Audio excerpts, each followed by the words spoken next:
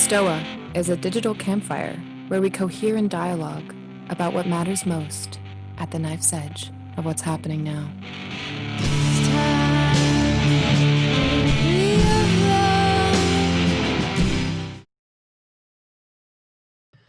As a Canadian, that song always makes me happy. So welcome to the Stoa, everyone. I'm Peter Limberg, the steward of the Stoa. And the Stoa is a place for us to cohere and dialogue about what matters most at the knife's edge of this very moment. And today we have my boy, Nathan Allebach. Nathan is a social media manager at Allebach Communications. And he came on my radar, and he came on my podcast previously, and we jammed. It was a great conversation because he's very attuned to culture war dynamics. And he recently wrote this really long article on Medium called "How America Became the Land of Conspiracy Theories." And since this is pretty live right now in the culture with talks on QAnon and everything, I thought I'd invite Nathan on to have a conversation. So if you read the article, maybe you can just like say yes, because I imagine that most people have not read it. But if you read it, just say yes. We got like a feel of who read it. And how today's going to work is Nathan's going to share his thoughts, do a summary on the article, and then we're going to pivot to the Q&A format. If this is the first time here, put your questions in the chat for Nathan. I'll call on you to mute yourself, ask your question. If you don't want to be on YouTube, just indicate that and I'll read your question to Nathan. So that being said, Nathan, welcome to the Stoa. You're on mute. There you go. There we go. Thank you. Yeah, thanks for having me, Peter. Appreciate all the time. Everybody's stopping in. Should be fun. So yeah, do you want to summarize the article and then we'll begin from there? Yeah, sure. So yeah, it's a doozy for one. It's a 15,000 word or so article. And when I went into it, I didn't really know what I was doing. I had a rough idea because it was around when the lockdown first started around March. And I was just seeing so much misinformation everywhere, and as we all were. And my initial thought was to center this around QAnon and Pizzagate because it's something I've known about, roughly followed since its inception in 2017. And I quickly realized that this was a lot deeper than that. And that I thought, there was so much media kind of covering QAnon and covering these evolving conspiracy theories around COVID, et cetera. So I thought what might be more useful would be to kind of take as broad brush of a approach to how we got to this point. And I tried to condense it. 15,000 words is condensing for this. It was originally 20,000. I was trying to figure out, what are the key moments, what are the key topics to touch on that might be interesting for people and that are kind of the foundation of how our culture has gotten to this place. Because it really is, I don't want to say it's entirely unique. Cults and conspiracy theories exist all over the world. They've existed for a long time. But America at this point has a pretty unique conspiracy theory culture. And it's messed a lot of things up. It's fused with a lot of our mainstream institutions. And so it kind of, the way I laid the article out was I kind of gave a brief history, like a modern history of how the US has become polarized over the past 70 or so years. I wanted to start about post-World War II because anything earlier than that, I was afraid I was just going to completely lose people. And kind of focused on a few different pillars and then broke them out, excuse me, and how they evolved over time, like primarily like the Red Scare and the Cold War, and how that kind of evolved into like McCarthyism and just people's fear of the other in that way, like a foreign invader. Broke that into the 60s movements, around civil rights and all the kind of uprooting of the way American civilization was prior, which created a lot of unrest and confusion and obviously polarization between people groups. And then got into more of like specific conspiracy theories and how they evolved around like traumatic and crazy events like JFK's assassination, MLK's assassination, and so on. And then got into how like pop culture kind of developed around these sort of like rough ideas, and then how those fused with other subcultures like like evangelicalism, and how like there was the whole satanic panic movement of the 80s. And so I try to like, I don't want to bore us too much, and like I don't want to get bogged down here, but I try to like lay out like a linear timeline of just a lot of like the main shifts in culture, and how certain subcultures clashed and created like a feeling, like an underlying feeling of paranoia, I would say. And then obviously, like we all know, and it's been kind of overanalyzed to death at this point, but the internet mainstreamed everything, and in turn mainstreamed conspiracy theories with folks like Alex Jones with Infowars, and all sorts of crazy ideas. So that was the initial thrust, just to be like, here's like a rough history, and then I laid out a bunch of what I would consider to be like the main contributing factors as to how the culture has gotten the way it is today. The first one I went through was how we've had a decline of trust in our experts and our institutions, and I try to be careful about analyzing this because I feel like a lot can get mixed up when people talk about these things, insofar as how the media covers it, because the media has a, I don't want to say bias in terms of like their journalism necessarily, which they obviously do, but I mean more so that it's like a self-preservation thing, where obviously institutions like the New York Times and the Atlantic, they've been around for a long time, and they have certain safeguards up to make them be more credible than like just me or you in a blog, right? But at the same time, I think it's really important to acknowledge the failures and the shortcomings of our greatest institutions, and I think that's one of the key points throughout the whole timeline of how conspiracy theory culture has evolved. Is that anytime, whether it's a government agency or a leader or a newspaper or an institution makes a mistake or has a case of corruption, these are the kind of holes that create the space for narratives to evolve, because it's really difficult for like anybody in power or any institution in power to explain and justify mistakes when they happen on a large scale. So I think that was an interesting point to kind of mull over in the article for me. It was just kind of giving the devil its due in various forms. I mean, acknowledging the fact that real conspiracies have existed in the past, corruption continues to exist, etc., and how that's played a role in our deterioration of institutions, and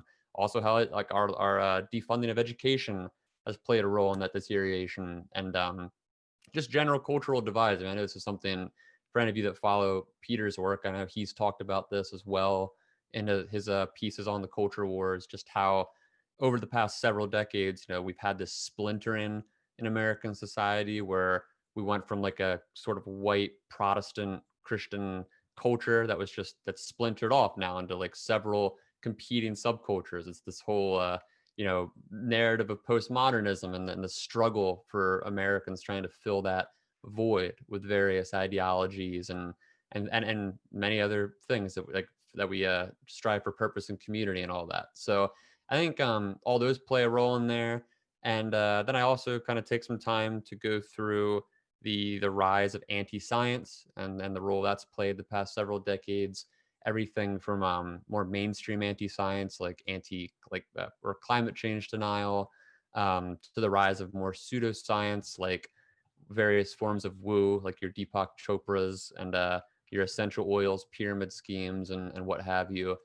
And sorry, this is long. I don't want this to sound too like ranty. If this is okay for you guys, I'm almost done, and then we can kind of break into some of these individual sections. And then I kind of talk about the influence of evangelicalism and cults and how they play a large role in this sort of narrative building for a lot of conspiracy theories that we see today. More or less because they've been, evangelicalism specifically has been such a dominant cultural force in America for the past few decades, and cults being one of the several outlets that people use to kind of fill the void that our sort of meta narrative has left behind in America. And then I take some time to go through how the internet has changed all this. In a section, I go through, I think I call it extremely online to extremists, which is just the whole, the sort of timeline of how we've gone from, a bunch of weird anonymous platforms in the early 2000s to a bunch of mainstream platforms that billions of people use, and how over time various extremist ideologies have kind of stemmed up through the, oh gosh, sorry, my cat just jumped up here. Cat check. How various ideologies have jumped or kind of taken over the internet from the far left to the far right, from everywhere in between, and how that's created a rise in like mass shooters and manifestos and widespread conspiracy theories like white genocide and so on. So got into all that, and then that kind of brings us to Pizzagate and QAnon, which I'm sure most people in here are pretty familiar with, or at least have a rough idea of, which are these kind of deep state style conspiracy theories that are less they're less like one-off, like not like a Bigfoot or an aliens type of thing. Like they're more ideologically based, predominantly on the right wing of the political spectrum, but there is crossover to kind of like new age lefties as well, and then also a bunch of apolitical people get into them as well. So go through all that, and then touched a bit on the kind of fundamental problem of human trafficking as a sort of I classify it as a moral panic, but I also break it down in terms of what I mean by that. Not that the issues behind human trafficking aren't real, which they very much so are. More so breaking down what human trafficking is and how it's a topic that is often hijacked for political purposes and misconstrued. And there's just mountains of misinformation out there about this subject that gets propagated within these ideological groups and circles around QAnon and Pizzagate and now Save the Children and so on. So got into all that, and then I touched on some of the psychology of all this stuff, which I'm no expert, so I rely completely on the sort of academic consensus and some of the leading scholars that kind of go through some of the main consistent contributing factors to conspiracy theory thinking, which are more or less all what you would assume they'd be. I mean, you're talking traits like narcissism, people in poor socioeconomic conditions, people that are more prone to anxiety, or that are naturally distrustful and things like that. So yeah, go through all that, and I try to wrap it up in a bow, and again, give the devil its due by kind of explaining how real conspiracies do exist. And I think I've talked to Peter about this in the past, how I like to look through, like the framework I like to look at all this stuff through is that there's a scale of 1 to 10, 1 being facts that are based in material reality that we can measure, and then 10 being just completely out there, flying spaghetti monster type stuff. And most of how we want to operate on a day-to-day basis is between like the 1 and the 5-ish maybe. And once in a while it's okay to get into like maybe the 6, the 7, or the 8, and you get stuff like Epstein, like things that really do unveil unanswered questions and deep cabals and plots that obviously are beyond information that we currently have. But my purpose of kind of using that as a model is because I think once you break past that like number 5 on the scale, you get to a point where you're very loosely tethered to reality and material information. So you have to be really careful, because at that point you can be swept in to any sorts of wild narratives and claims and so on and so forth. So there's a lot there. I don't want to rant too much more. If Peter, if you want to, I don't know, if you want to kind of get into some questions before we jump into a broader discussion, I'm happy to go into any of these sections and specifically talk about the prevalence of certain influences or certain aspects of the article. But like I said, it's 15,000 words, so I don't want to like bore you all with too much of a rant about it. Cool. So I'll warm up Nathan some questions. I'm sure we'll jam a little bit, and maybe about 15 minutes we'll pivot to the Q&A. So start throwing your questions in now. Yeah, so what's coming to mind first is I was telling you about this guy, and I have his book here, Michael Barkum, I think that's how you pronounce his name. Barkun, yeah, something like Barkum, that. yeah, Culture of Conspiracy, and he has this taxonomy that I quite like on conspiracy theories. The first one is event conspiracies, like JFK, like one-off stuff, and then there's I think systemic conspiracy theories, like Elders of Zion, like like there's these masterminds Right. at the top controlling things. And then I think he calls it super conspiracy theories. It's like everything's connected. Like you got Atlantis, UFOs, reptilians. They're all a kind of mixed stew. The I think there's like theories. yeah. I think there's a poster that the QAnon people had once that just connected it all. So yeah.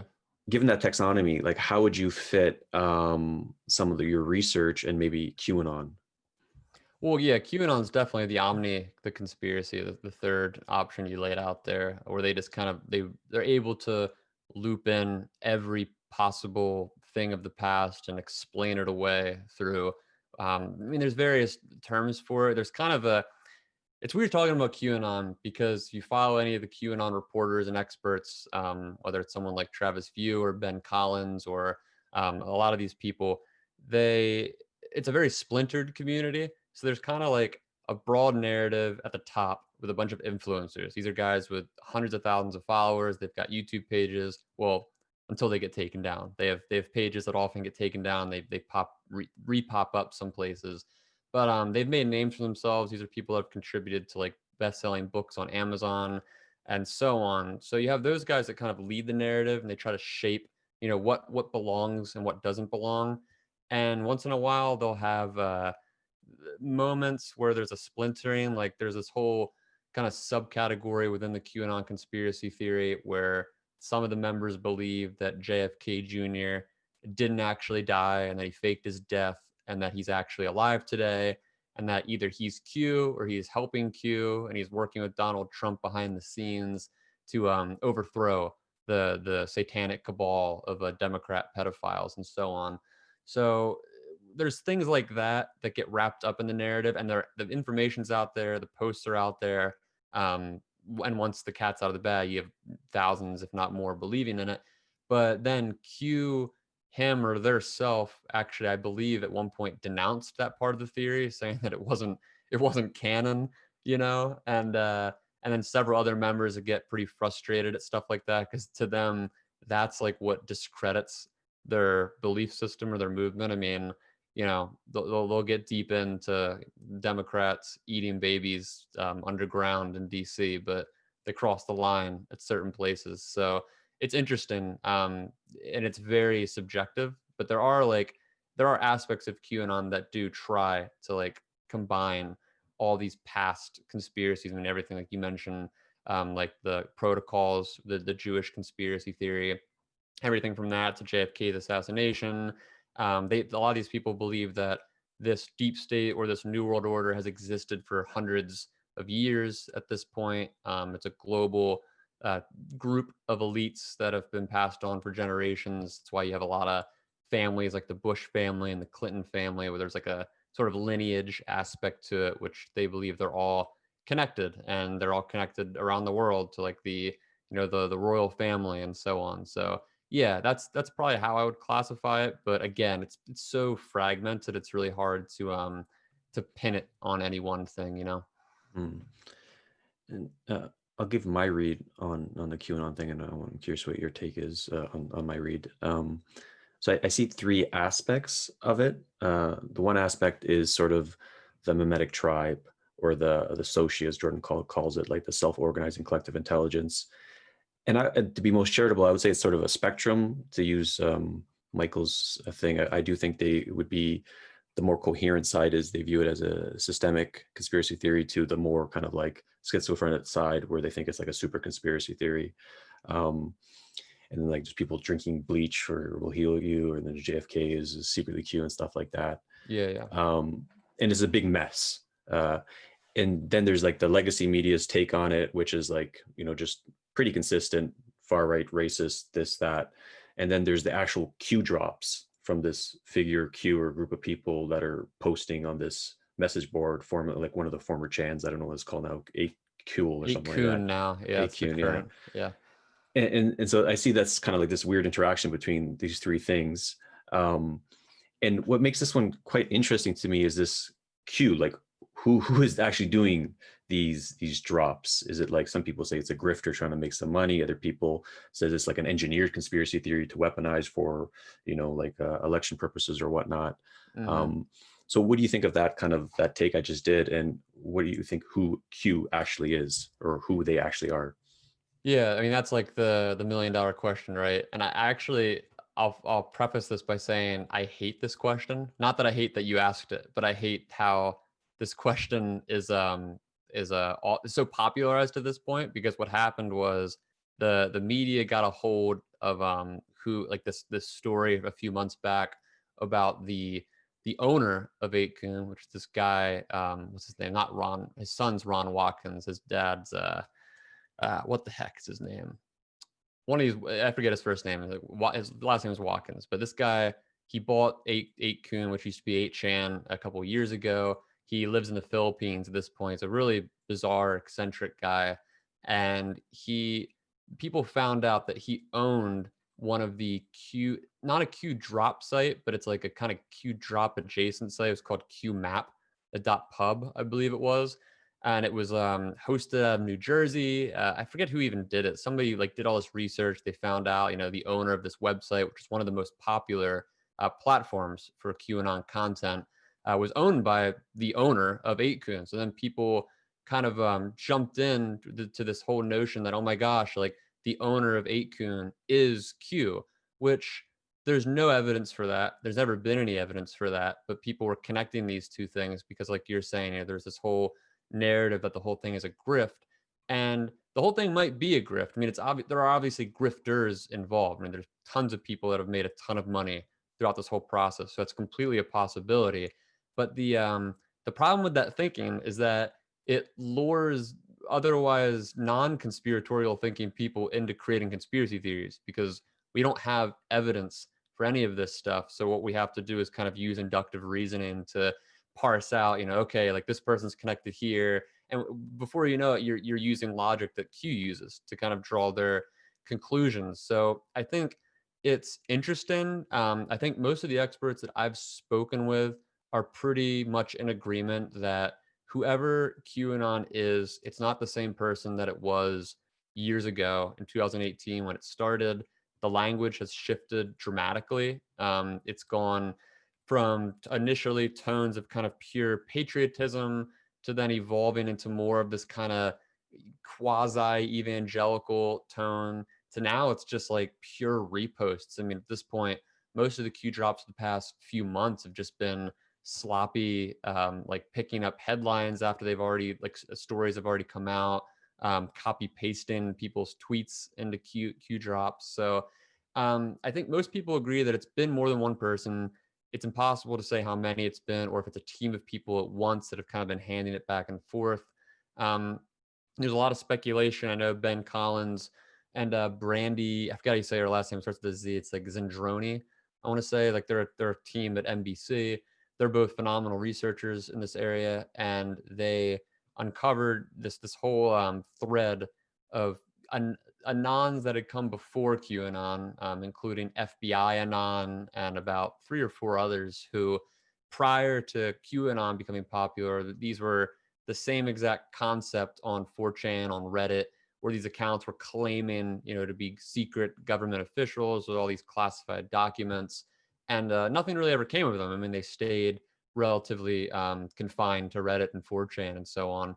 But QAnon was the first one that really took off. So there's also speculation that it was the same person or group of people that have kind of been like trying to get one of these narratives to take off for years at this point, and this was just the one that happened to blow up. There's obviously narratives that it was just the 4chan moderators. Sorry to clarify this for people listening.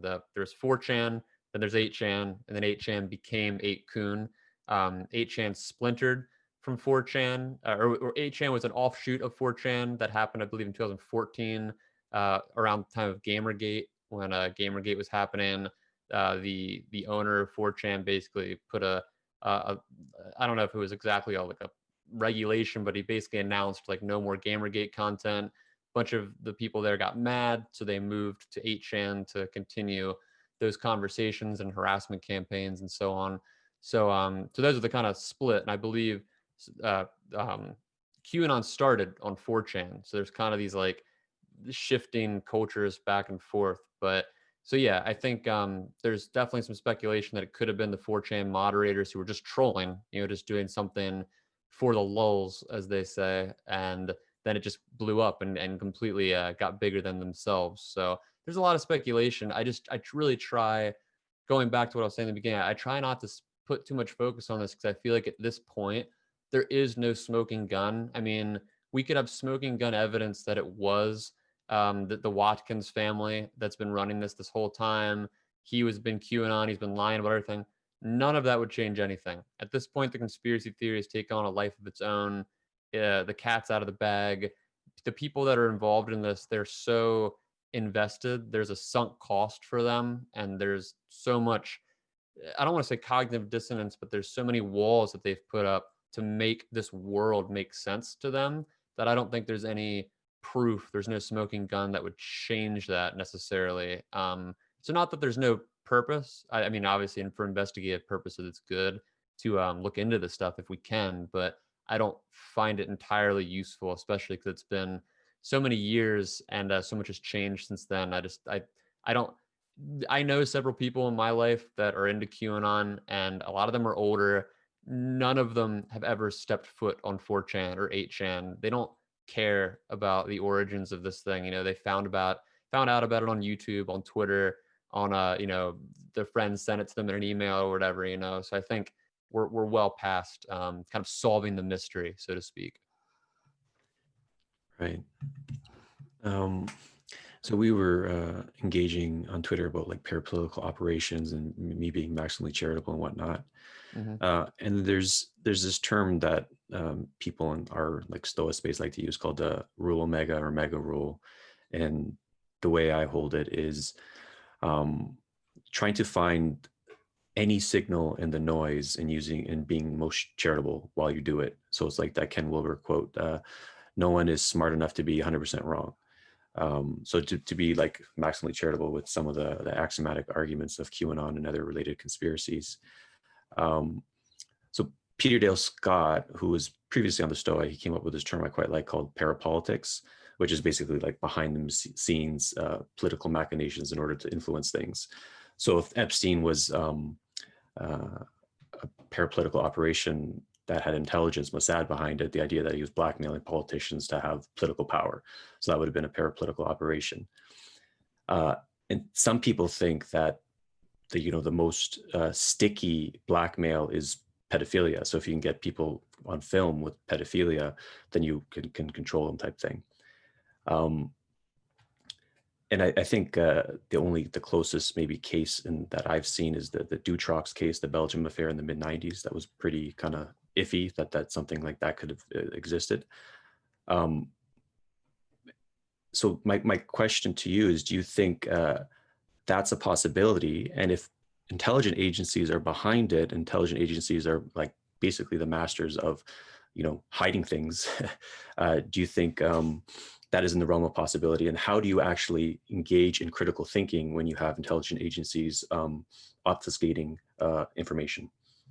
Yeah, it's incredibly difficult. And this is what I was trying to get at in the beginning to preface this whole thing, because I think it's so important to not demonize people who believe some form of what you just said, because I think that there is a realm of possibility that we don't know about and obviously are constantly uncovering. I mean, there's a laundry list of real conspiracies that have been proven or found out over the past several decades, involving the CIA, involving the FBI, involving various celebrities and other government agencies, and so on. So I think it's absolutely a possibility that some form of what QAnon calls the cabal exists. I think the line I draw is the sort of interconnected web of it all, and how there's this sort of idea, it's very ideological, but this idea that, all these figures are connected to one another through something metaphysical, kind of goes beyond just rich, powerful people doing terrible things that rich, powerful people have always done throughout history. I think there's and that's part of the QAnon conspiracy, which is the whole satanic element of it.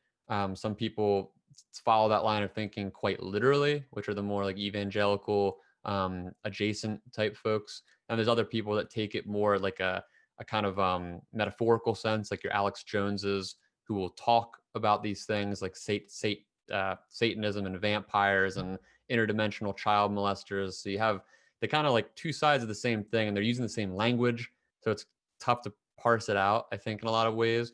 But yeah, I think it's just an interesting it's an interesting tension to be in, because we know that um, we know powerful people do horrible things. I mean, Epstein kind of blew the lid off this for millions of people around the world to be like, oh my God, this was happening in broad daylight. How did we not see it?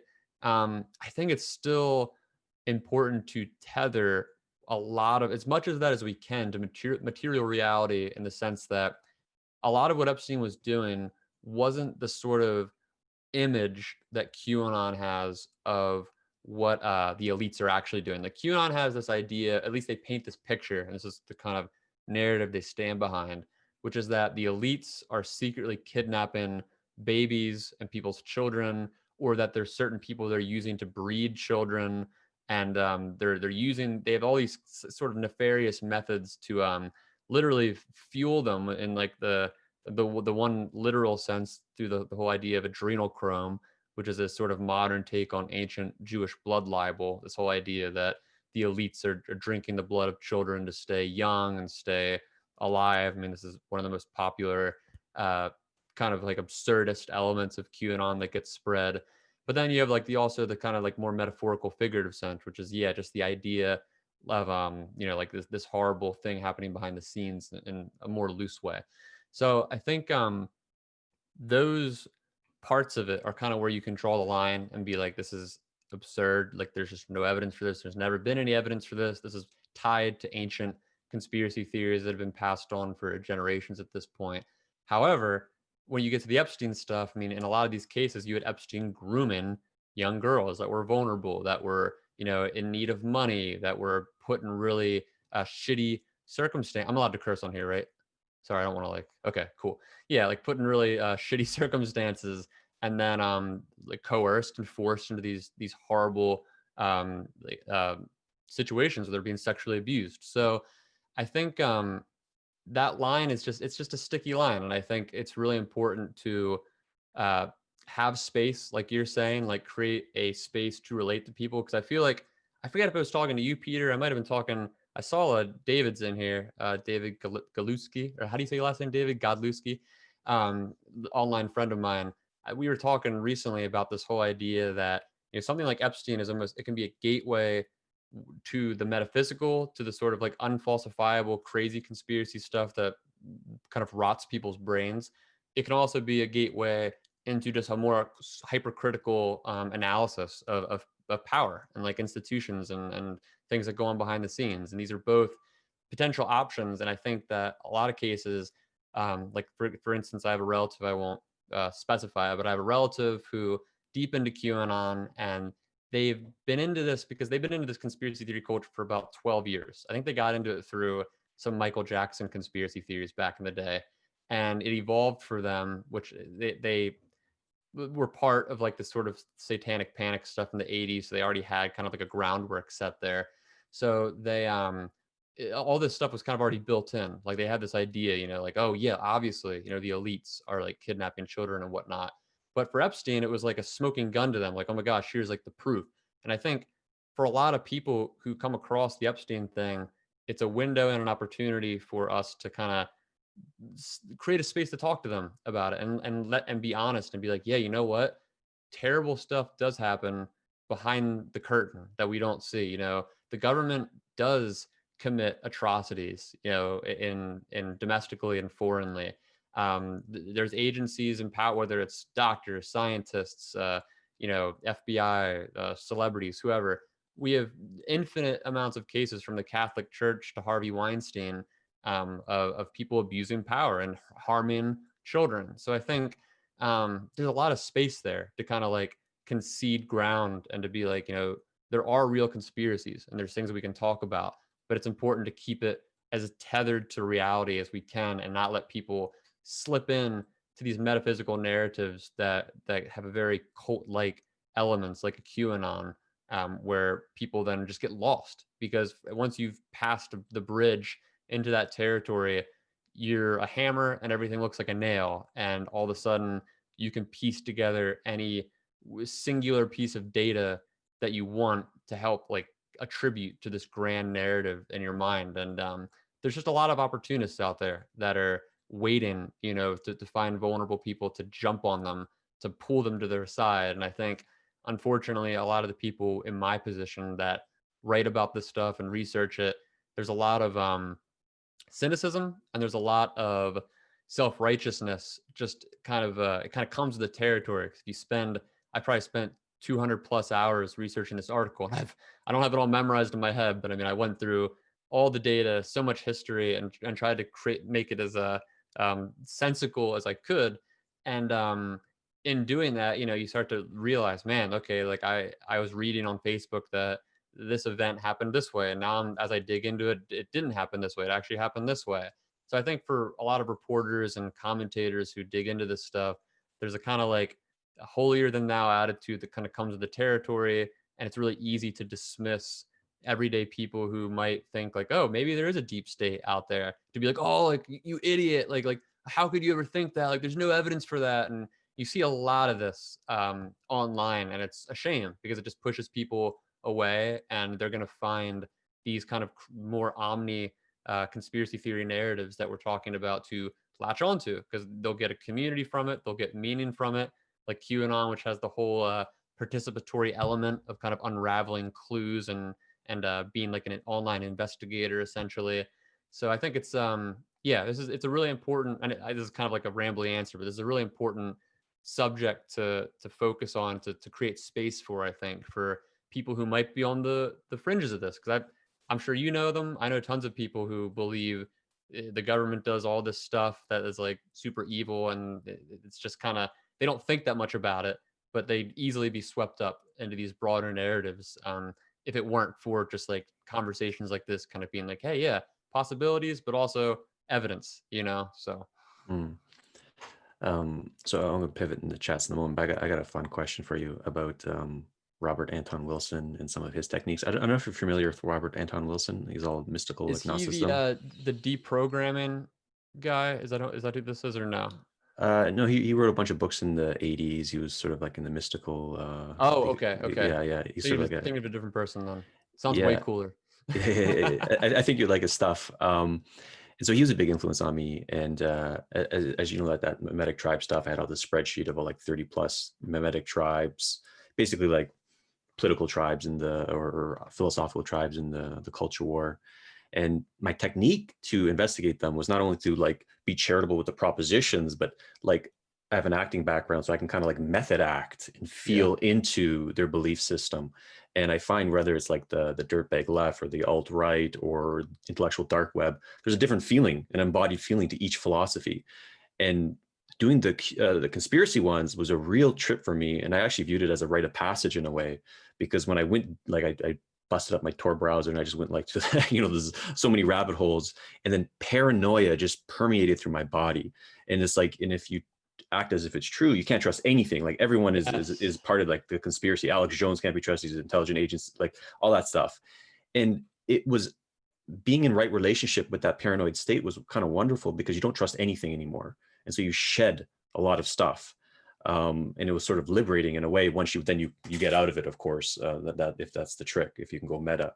Mhm. So I'm curious if you think like consciously leaning into the conspiracies could be a rite of passage to be a free thinker. Yes, and it's so man, and I feel so there's no responsible way to talk about this, because I honestly think for so many people it's not even a matter of intelligence. Like, I mean, if you read the piece that I wrote about this whole thing in the psychology section, I believe it's in, there's a whole bit about one of the dominant studies in this area, where people who are highly intelligent but also naturally distrustful are some of the most susceptible people to conspiracy theories. So it's not an intelligence thing. It really is, like you're saying, a almost like a curiosity thing, where if you get deep into this stuff, you can get totally lost and swept away. I started to feel what you felt. I imagine at least something similar when started doing the digging through Pizzagate. I remember the week Pizzagate dropped in 2017 or 2016, and I was at a friend of mine's house. We were watching a UFC event, and he had his laptop pulled up, and we were just going through all the Reddit threads, and we were piecing stuff together. And it was fun, because at the time I didn't think much of it. I mean, I've always been a big, like, I loved the show Ancient Aliens. I used to troll flat Earth groups on Facebook. Like, this is something. It's always been like kind of like a hobby for me. Like, I think it's just fun talking about conspiracy theories, and I didn't really think much of it with when Pizzagate first dropped. But the more I looked into it, I was kind of like, okay, this is some dark stuff. And then I'm realizing, like, okay, this seems like it's a lot of bullshit. There's a lot of partisanship attached to this, and a lot of sort of unfalsifiable claims being made that are really broad and clearly have an ideology behind them. And I didn't really think much of it after that. I mean, I've seen it, talked to people, etc. But when I started to deep dive it, like really deep dive it earlier this year, I was realizing really quickly, piecing everything together, like it makes total sense for like just a normal ass person to come across this information and put all these pieces together. Because like there's so many pieces that do connect, but like this is part of critical thinking and part of like create an empirical analysis over anything, is that pieces that connect don't mean they're evidence of anything. I mean, you can find connecting pieces to unrelated things all over the world and create any kind of narrative you want. And I think that's what was really freaking me out about this. 'Cause the more I deep dug into it, the more I was like, man, if you're just kind of like a normal ass person and you're stuck inside from coronavirus and you just lost your job and you can't hang out with your friends and you're just online all the time and you start to dig into this stuff, a lot of it would make sense, especially feeling the sort of distrust in the government and feeling like the uneasiness of not being able to trust medical and scientific experts and all that. So many that's like one of the overarching themes of this whole article for me, is that the more I dug into each one of these topics, you realize that so many things intersect, and so many of these like none of these problems exist in a vacuum, and that's why it's really really hard to talk about them, and why I get really really annoyed when I see a lot of people's articles, because a lot of articles try to simplify it, because nobody reads these days, right? I mean, like nobody's going to read a 15,000 word article. I mean, that's crazy. Why would anybody do that? And you read these articles, like if you Google the psychology of conspiracy theories or theorists, you'll find all these pieces written by, a renowned psychologists or whoever. And they're all so simplistic, like not to downplay those people and they're experts in their field, but a lot of these people will do one study, or they'll take three studies and put them together and be like, this is, what leads people to conspiracy theories. But when you put all these pieces together, you realize that it's just not that simple. I mean, there's so many competing variables, and you realize that it's not just one or two or three types of people that are vulnerable to this stuff. Everyone on this call is vulnerable to this stuff. Even the most critical thinking, media literate people that we know can fall for this stuff under the right conditions. And I think that's a really important piece to this whole thing when we talk about, the especially like the QAnon and the Pizzagate and the sort of details behind them, I'd say. Yeah, totally, totally. So I'll pivot to the chats. I'll make a last brief statement. And that's sort of my approach. I think the cat's out of the bag with this conspiracy theory stuff. I don't think there's any way to kind of police it unless you just massive censorship. So it's sort of like a go through the fire type thing and build a relationship with that radical paranoia and see what's on the other side. Um, so I will take in Paul. You're up next. Hey, Nathan. I think you sort of already touched on this in the last few minutes, but I think of conspiracies as like a virus. And so in the same way that somebody isn't at fault when they contract a virus, I try to gain empathy for somebody who's coming at me with some type of energy that just sounds crazy to me, but rather than just hitting back, I try to understand it and empathize and all that. And I try to think about it, if it's a mind virus, what are the kind of the pre-existing conditions, to use that term, might we think about in terms of where they're coming from with a given belief? Trauma is one that comes to mind, but I'm curious what else you're thinking about.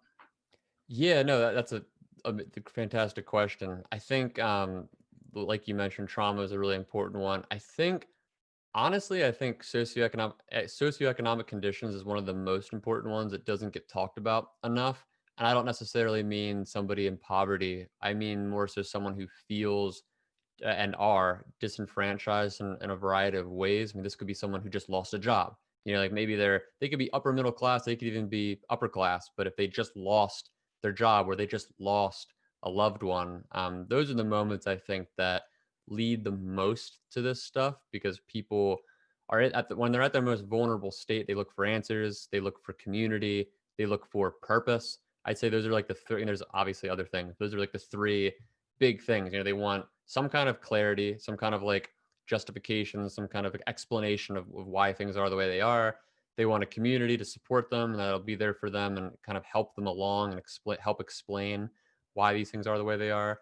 And then they need a sense of purpose. They need something to do. A lot of people, when they go through something like addiction or loss, like they take up going to the gym or they join a church or something like that. This is just another one of those ways. It's why I incorporated in the sort of anti-science, pseudoscience section a whole bit about like new ageism and this whole idea of like pyramid schemes and cults. There's so many various avenues that people that they go to when they experience loss, and I think that's the crux of all this. Because like you touched on, there's so many, there's too many things. I think there's a lot of inherent personality traits that just naturally lead people to this type of thinking, whether it's anxiety or narcissism or schizophrenia style mental illness. It could also be I wasn't gonna go. It could also be yeah. So sorry, I'm losing my train of thought. I just had to burp. I'm sorry about that. Um, but yeah, it could be any number of things that kind of compound together. And I don't know how to talk to people about this type of thing because I get a lot of people that message me or email me about their family. They'll be like, "Oh man, like my sister just got into this stuff. My mom just got into it. What do I do? How do I talk to them?" And like you're saying, I think the number one thing, Paul, is radical empathy and really seeking to understand not just the person, but what it is they're trying to explain. Because to them, this makes total sense. And if it doesn't make sense to you, it doesn't, like, you don't need to justify it, but you need to at least understand it. As a problem, I have another family member of mine who I'll just say their parent is into this stuff and they don't understand QAnon or Pizzagate. They don't know anything about it. They haven't read into the history. They don't know the terminology. They don't know anything about it. So when this parent talks to them, they want to have like some kind of response to like the information, like the misinformation they're getting, but they can't like combat it because they don't have the background. And so I think it's really important. It's like on one hand, inform yourself. On the other hand, constantly be like curious and asking questions and just be intentional in relationship. Because I think it's the most extreme form of disagreement. It's beyond just like, I like blue, you like red, or I'm a Republican and you're a Democrat. We're talking about a entire different realm of information and facts. It's where as you kind of dip in to these conspiracy theories, you're no longer operating within, I can just send you this study, or I can just send you, this piece of information that'll debunk what you're saying. Because to them, they have the mechanisms built into the conspiracy theory to already work around those things. Well, they'll be like, oh, well, the media is corrupt. The scientists are all in on this. They're part of big pharma or whatever. So there's not that it's futile. It's obvious there's times and places to debunk and make sure people don't just rampantly spread things unchecked publicly. But in terms of like private relationships, I think you already hit the nail on the head. It's empathy and understanding, and just trying to be as intentional as you can relationally to understand what that person's needs are. If it was me, like if I was deep into this stuff, I would hope that my friends would be incredibly direct with me and argumentative with me. That's the type of person I am. Like I'm very much like, I'm gonna give you the facts, and if like I think I'm right and you think I'm wrong, so let's just go head to head. A lot of people, like my wife, is much more empathetic and gentle, and she's much more careful about how she goes about things. If it was her, I'd imagine you would want to be more careful with your words and cordial and all that. So a lot of it's just emotional intelligence and just kind of reading the room with the people you're dealing with in the situation. Any follow-up, Paul? No, that's great. I guess, and you sort of touched on this too, but that makes a ton of sense, and I'm totally aligned. It's just like I think the problem a lot of us are wrestling with is how do you do that at scale? You can't empathize with every random Twitter user that's spreading disinformation 6 times faster than real information. And so how do you, Well, you can't. And I guess that's what I'm kind of like, I'm not a doomer about this stuff, but I think that all the solutions are unfolding before our eyes. I mean, a lot of these protocols that Twitter and Facebook are implementing with their fact checking and their censoring information, all of this is brand new. I mean, there's been a couple studies out that, like, some that have shown it's effective, some that have shown it's completely counterproductive, and that it actually reinforces people's biases. There's just not a lot of good information right now as to what are good solutions at scale. And I think this is partially why, like, we all know from Twitter culture, I'm sure most of you are on Twitter or are familiar with it. The types of content that thrive on Twitter are dunks and owns and, like, making people look stupid. That's the stuff that goes viral and that everybody participates in because it gets you what they call clout, and you get more followers that way, you get more attention that way, and that's why Donald Trump is so good at Twitter, and that's why he's broken Twitter. It's just how the sort of ecosystem works and how social media works in general, but I think it's kind of like hyper fixated within Twitter's ecosystem. So that's a huge problem, because when it comes to this stuff at scale, yeah, like, how do you, when people are publicly posting misinformation, there's not like a way to publicly empathize with masses of them. That's not going to be helpful. Like, in the moment, you need to debunk and fact check and all of that. What we're talking more about here is just on a private scale. And even then, when it comes to strangers, it almost never works. I mean, this stuff, I have a couple success stories, or like semi-success stories, I would say. They're all around people I know personally, or the people that I've developed relationships with online over time. Like, I don't think, at least, I don't think I've ever won over a stranger by trying to debunk something or message them about, their beliefs. I mean, it's really, I don't know. What you're asking is kind of again, another $1 million question. I don't think there's a straight answer. And I think the internet culture in general, that kind of um, promotes this type of content. It's all about dunking. It's all about making people look stupid. So it's really, and all that does is reinforce the victim narrative that these people have, where they already feel censored. They already feel like the liberal elites, so to speak, are like making them feel dumb and trying to cast them out of society. So it's an ever revolving door. I wish I had more to say on it. Sorry. All right. Chris, you're up. Hey Nathan, yeah, so I've looked into the Facebook example of banning QAnon, and then looking at Google Trends to see that QAnon search has skyrocketed. Do you think that big tech censorship is a sort of, could result in a backfire strategy where it only makes people more curious? And what would your idea of like a healthy information commons look like? What amount of censorship would be right on? Yeah, great question. Again, these are all $1 million questions, man. Wish I had more easy answers for them. So there's kind of two sides to this. Again, like, one, I would say right now we're in such a unique point in history, and things like are between coronavirus and the election and just the lockdown with people losing their jobs and all of this. I mean, it's a sort of breeding ground for this type of content to spread. So I think even if these tech platforms had done nothing, I think you would still be seeing the spike in interest across the board with this stuff.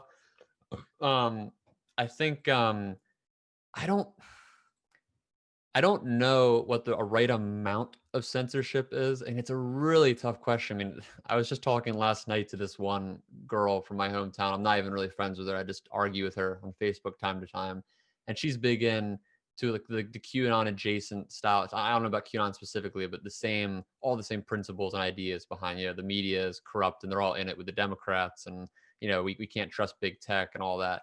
And talking to someone like that, I mean,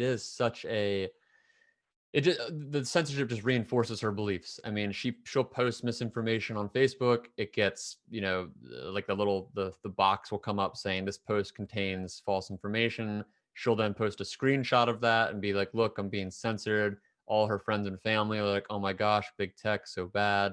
I don't know what the solution is to that stuff, because I feel like right now, I mean, we're between corporations and government, right? And like neither one of these institutions, I think, has a great response to how to manage and to kind of shepherd these conversations, which is why there's just bad faith actors filling the void and kind of running with it. I don't know from like if I was YouTube, I guess, if this is kind of the question you're asking, if I was YouTube and I had complete control over how they'd censor and all that, I I don't know. I think what they do by trying to link to content is really good. I think a lot of people do click on that stuff. The problem is, what do you click on? And I think that's the problem with all of this stuff right now. Is there's not like a universal database for good information that isn't partisan. We're linking to NBC articles or CNN articles or NPR articles or even wiki pages. And like, as good as wiki is in some areas at like a surface level, at least, for kind of giving you a broad range of deeper sources to dive into, these are all still extremely susceptible to human error and biases. And I think all these people that are already predispositioned to believe this stuff feel that way, and when they see these links, it just reinforces those ideas. So that's the one hand. The other hand is the sort of masses who haven't yet been impacted by this stuff, and I think this type of censorship does have some positive effect on them. I can't quantify that. I don't have studies in front of me, so I don't want to like put too much weight behind this. If I had to guess, though, I would think that for a lot of normies, for lack of a better way of putting it, who stumble into this stuff and then they get kind of deterred by like Facebook or YouTube censoring something or leading them away, being like, "Hey, that's misinformation." I do think that has to work for like some percentage of the people who otherwise might continue down the rabbit hole. But what we're dealing with, kind of going back to the initial, the first section of my article, what we're dealing with here, beyond just the QAnon, beyond just like the coronavirus misinformation, we're dealing with a fundamental polarization between the primary political parties in some loose sense, the left, the right, the Republicans, the Democrats, where the past 20 or 30 years, there's been a split from like the Republican Party has split from the sort of mainstream, with Fox News, with conservative talk radio, and all like the think tanks, all the institutions they've kind of built as their own culture in response to perceived bias within mainstream institutions. And then in response to that, you had the kind of emergence of like strictly and overtly left-wing institutions like the radio program Air America from like the early 2000s, which kind of evolved programs like the Young Turks and Rachel Maddow and figures like that. So I think that split, that divide, goes beyond just like, oh, people don't like each other online. It's gotten to the point where people are getting their information, and without some kind of like unified database, whether it's a government thing or like a kind of bipartisan, both parties contribute and fact check each other, whatever, without some kind of database to point people toward for factual information, we're lost. It doesn't matter if it's big tech, it doesn't matter if it's the government. Whoever would be censoring or at least trying to moderate these conversations is going to be running into this brick wall, because you have roughly one side of the aisle, and this is not to demonize conservatives, but just more so to point out the reality that they're much more distrustful of traditional media and so on. You have this side who just they don't believe the sources that the sort of mainstream is perpetuating. So unless we can solve that problem and kind of like bridge that divide, I don't really see any solution with what we're talking about here. We're going to be behind the eight ball every step of the way. Doesn't matter if big tech intervenes, it doesn't matter if they step back, it doesn't matter if the government intervenes or the government stays out of it. This problem is a cultural problem, and all these, whether or not like specific cases of censorship work or they don't work, we're not going to have data on that for a long time. I mean, there's so many isolated variables that you'd have to control for to really get a good picture for that. And I don't have a great answer for you, but I think you got to like, that's the main problem that we're running into with all this. It's not just like, oh, big tech censoring, because censorship is a kind of like a broad problem. It's more of a corporate problem than like a political problem. There's the kind of like the protecting of their own bottom line, and that has political ramifications, but it's more like a self-preservation aspect of this whole conversation, and more of a free speech topic, more so than whether or not it's bettering or worsening these conditions for conspiracy theories to thrive. But it gets framed that way a lot, so I don't know. It's yeah, I just don't necessarily know or agree that we have a good answer at this point for it. Just we're at the top of the hour. We're going to stay about 10, 15 more minutes, and then we'll close up maybe with one more question. But Chris, do you have a follow-up for Nathan? Yeah, I just want to say, Nathan, thank you for not having an answer. I mean, that sounds bad, but like, I appreciate that you don't have an answer, and I think that there are some of us that are interested in being a better sense making in spite of the fragmented information landscape. So thank you for helping us work this out together. Thank you. Yeah, thank you. And that's how I feel a lot of this stuff. I mean, I feel like a dipshit sometimes because I talk to a lot of experts, and some people take the narrow route where it's like we have to hyper focus on this one thing. Sort of like politics, like the extremes, like people navigate to the extremes because that's how you pull things in a certain direction. And I see the purpose in that, but I try to like navigate that middle space somewhere because it's really, these are complicated and really intersectional topics for sure. All right, so this will be our last question. Rob Hart, you had a question. Yeah, thanks for doing this talk, Nathan. Really enjoying it.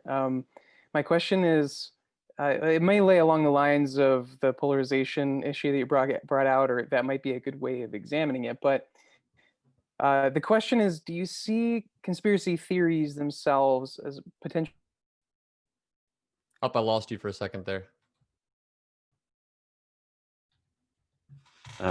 Yeah, I think Rob froze. I'll read his question though. Okay, yeah. Sorry, Rob. Yeah. Okay, let me just get it. Okay. Do you see conspiracy theories as psychological projections? If so, what would they say about our collective unconscious? Oh, that is a good question. Well, there is good psychological literature on this. I do include it in my article in the psychology section, where that's literally one of the signifiers for conspiracy theory beliefs is psychological projection. So that's true, factually, at least as far as we, as well as we can know. A lot of these psychology studies are still pretty young, I would say. But yeah, what that says about our society, man.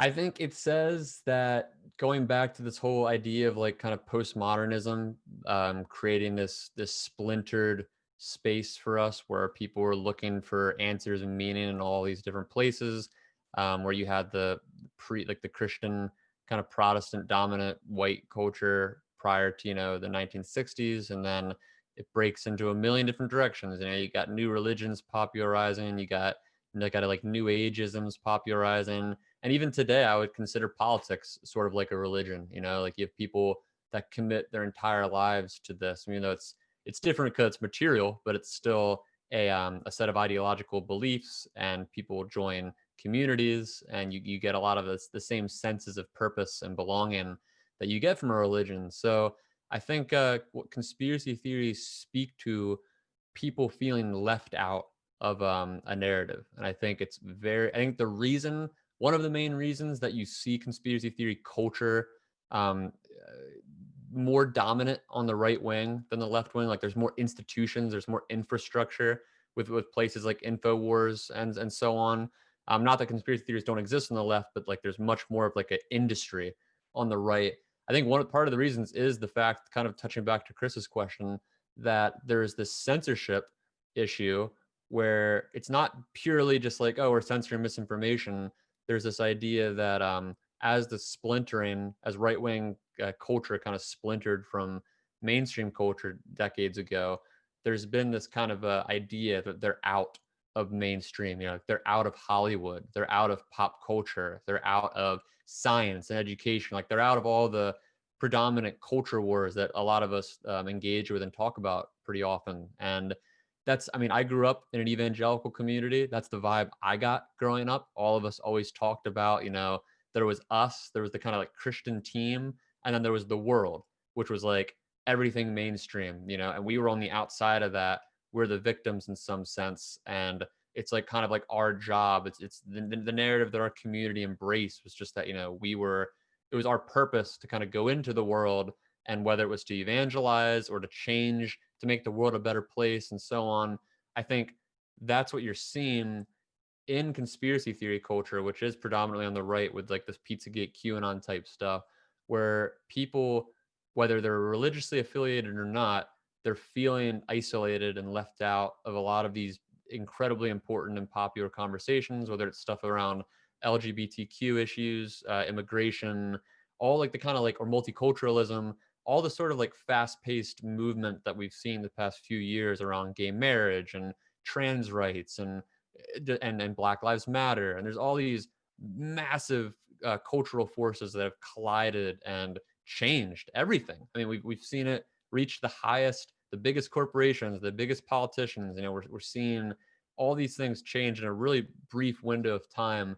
And there are tens of millions of people in this country specifically that they have, whether it's racial reactions to that, whether it's attitudes of prejudice, whether it's just feelings of being left behind. You know, people that have, you know, whether they're in like a rural area or an area like a steel industry town where like the jobs have all left.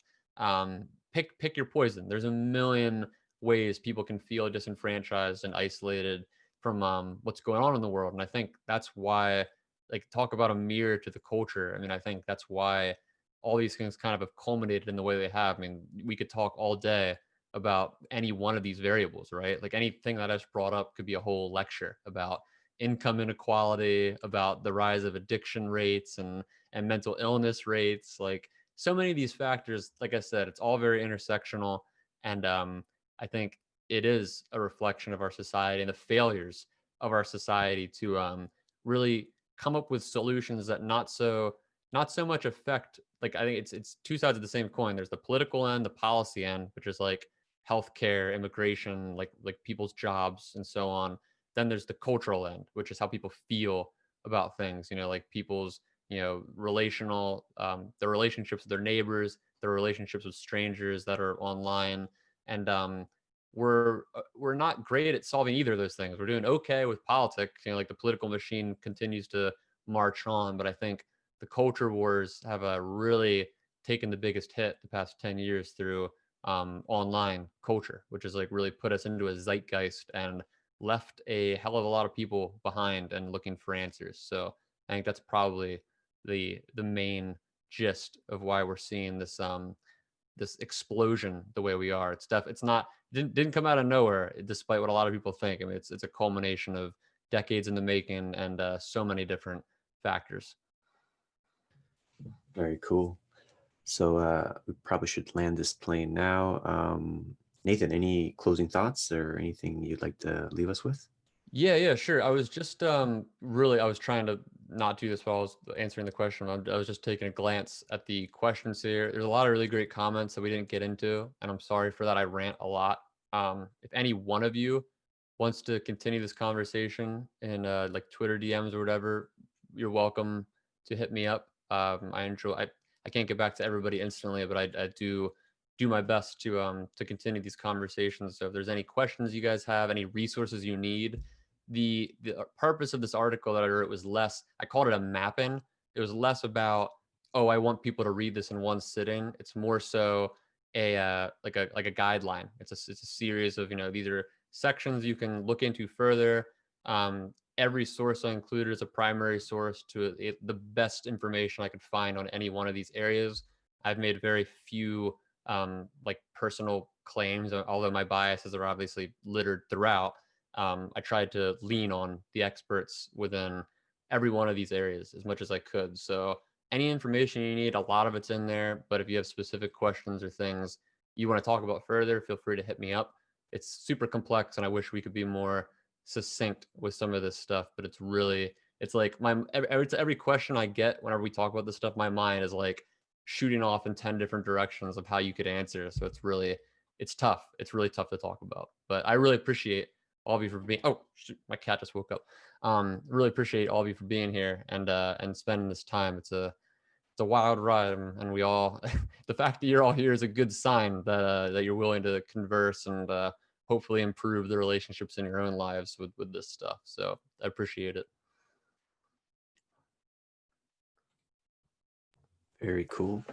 So I'll do some closing announcements in a moment, but Nathan, thank you so much for visiting us to the Stoa today and talking about juicy conspiracy theories.